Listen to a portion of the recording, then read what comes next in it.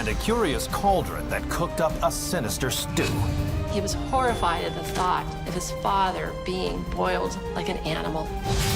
Deep in the vaults of the world's greatest institutions lie extraordinary relics and chilling secrets waiting to be revealed. These are the mysteries at the museum.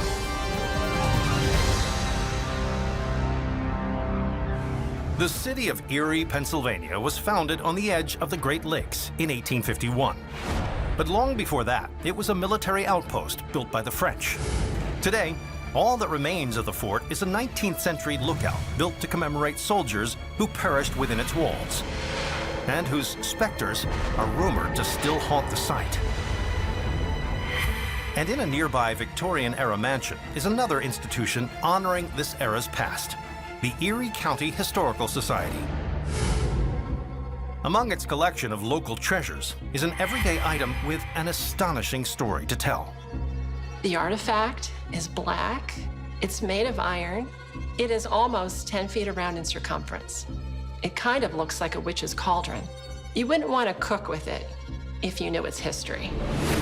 This cast iron cooking pot recalls the grisly tale of a Revolutionary War general who wound up in hot water. This is the story of a war hero and a dead man's stew.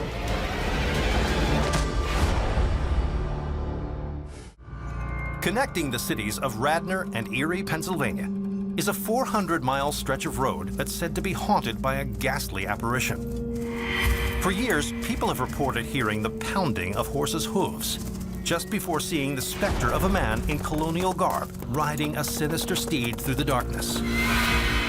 So what's the story behind this galloping ghost? The tale begins in 1796. In the frontier settlement of Erie, Pennsylvania, the U.S. Army maintains a small outpost.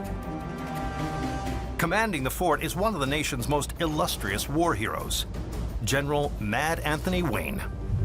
Mad Anthony Wayne was one of the most famous generals of the American Revolution. He got the name Mad because of his fearlessness in battle. But this dashing commander is about to issue his final orders. General Anthony Wayne was sick, and that was one battle that his bravery and his military strategy just could not win. On December 15th, at the age of 51, the revered officer dies. His body is placed in a simple wooden casket and buried beneath the fort, where it remains for the next 13 years. Then in 1809, General Wayne's son, Isaac, arrives in Erie and announces his intention to take his father's remains home, where he plans to reinter them in the family plot. It was very common at that time period to have families buried together. People would go to church on Sunday and oftentimes take a stroll through the cemetery, paying their respects to their family members that were right outside. To help exhume the body, Isaac employs a local physician named Dr. James Wallace. He's the same man who tended to his father during his dying days. Dr. James Wallace felt an obligation to help Isaac. He was unable to help the general when he had fallen ill. The men dig up the general's grave. But when they open the wooden casket, they're confronted by an astounding sight. Lying inside is the near perfectly preserved corpse of Mad Anthony Wayne. They were expecting a body that had largely decomposed after 13 years of being in the ground. But when Isaac saw his father in the casket, barely decomposed, he was in utter disbelief. Dr. Wallace offers a chilling explanation. There was lots of snow, winter after winter, and it helped preserve the body of the general. The state of General Wayne's body presents Isaac with a huge problem. He wasn't expecting to take home a full-sized casket. Isaac brought a two-wheeled cart. He thought there would be just some bones, maybe even a skull, that would be left of his father to take back. It's then that Dr. Wallace steps in with a gruesome solution. Dr. Wallace suggested to Isaac that they cut up the body and boil it, separating the bones so that Isaac could take the bones back to Radnor to be buried. Isaac is repulsed by the proposal. but can see no other option. So, he asks the doctor to perform the ugly task. Isaac could not be a part of this process. He was horrified at the thought of his father being boiled like an animal. The doctor boils up water in a massive metal cauldron, the same one now on display at the Erie County Historical Society in Erie, Pennsylvania. Then he dismembers the mad general's corpse and places it into the pot piece by piece. Dr. Wallace boiled the body until the flesh separated from the bones.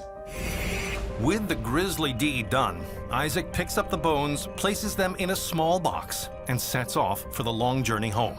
Isaac spent days with the bones of his father rattling around in a wooden box on the cart. But little does the dutiful son know he's about to have a macabre mishap that will haunt him and the surrounding area forever.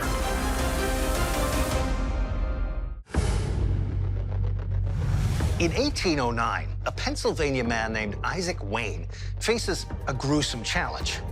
He must transport his deceased father home for burial, but the body won't fit onto his tiny horse-drawn cart. His solution? Dismember the corpse and boil the pieces down to the bone. With his father's remains in tow, Isaac guides the small cart along 400 miles of rough and barely passable roads. One night, he hits a huge rut, and the box containing his father's bones is thrown from the cart, scattering its contents along the path. Isaac had to quickly gather up the bones and put them back in the box. When Isaac finally arrives home in Radnor, he and his siblings prepare the remains for burial. It's then that they make a shocking discovery. Several bones are missing. Isaac assumes that they must have been lost when the box fell from the cart. Despite the absent appendages, the Waynes lay their patriarch to rest in the family plot. But that's not the end of the general's tale. The legend goes on to say that on January 1st of every year, the ghost of Anthony Wayne travels the route that Isaac had taken, looking for the bones that belonged to him. To this day, people still report seeing the specter of Mad Anthony Wayne searching for his missing bones along the road. And the cauldron used to boil his body parts can be found on display at the Erie County Historical Society in Erie, Pennsylvania. It recalls the repugnant recipe that became one of Pennsylvania's spookiest stories.